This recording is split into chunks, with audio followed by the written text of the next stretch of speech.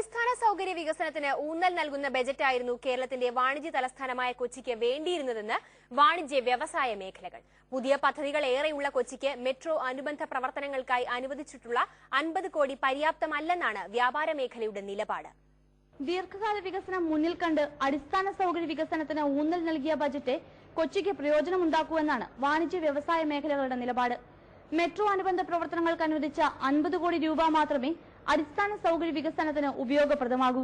Junction വീതികൂട്ടലും road നിർമ്മാണവും പൂർത്തിയാക്കാത്ത മേൽപ്പാലങ്ങളും ഏറെയുള്ള കൊച്ചി നഗരത്തിന് ഈ തുക എങ്ങും എത്തില്ലെന്നാണ് വ്യവസായ മേഖലയുടെ നിഗമനം. പബ്ലിക് പ്രൈവറ്റ് പാർട്ടിസിപ്പേഷനിൽ അടിസ്ഥാന സൗകര്യ വികസനം കേരളത്തിന്റെ മൊത്തം ഫണ്ടിന്റെ ഒരു ഏറിയ പങ്കും ചെലവാകുന്നത് അടിസ്ഥാന സൗകര്യ വികസനങ്ങൾ.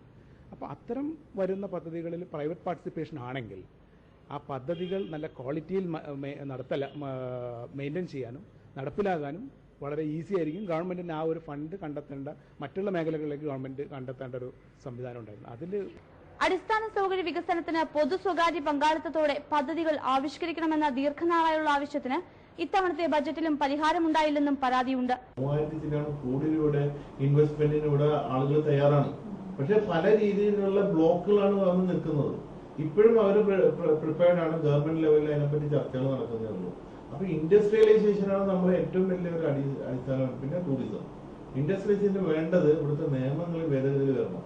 അതായത് ഈ ലാൻഡ് സീഡിംഗ് ആക്ടും ലാൻഡ് ഐഡന്റിഫിക്കേഷൻ ആക്ടും ഇതൊക്കെ ഒന്നും മാറ്റങ്ങൾ, കാലോചിതമായ മാറ്റങ്ങൾ ഉണ്ടെങ്കിൽ നമുക്ക് ഇതൊക്കെ എളുപ്പത്തിൽ ചെയ്യാൻ പറ്റും. അതേസമയം വൈറ്റില മൊബിലിറ്റി ഹബിനും മെട്രോ റെയിലിനും 5 കോടി വീതം അനുവദിച്ചത് സ്വാഗതാർഹമാണെന്ന് ഇവർ വിലയിരുത്തി. കൊച്ചിയിൽ നിന്ന് പാലക്കാടിനും കോഴിക്കോടിനും വ്യാവസായിക ഇടനാഴി വന്നാൽ വല്ലാർപാടം LNG ടെർമിനൽ പദ്ധതികൾക്കും ഉപകാരപ്രദമാകുമെന്നും വാണിജ്യ മേഖല കണക്കുകൂട്ടുന്നു. മനോരമ ന്യൂസ്, കൊച്ചി.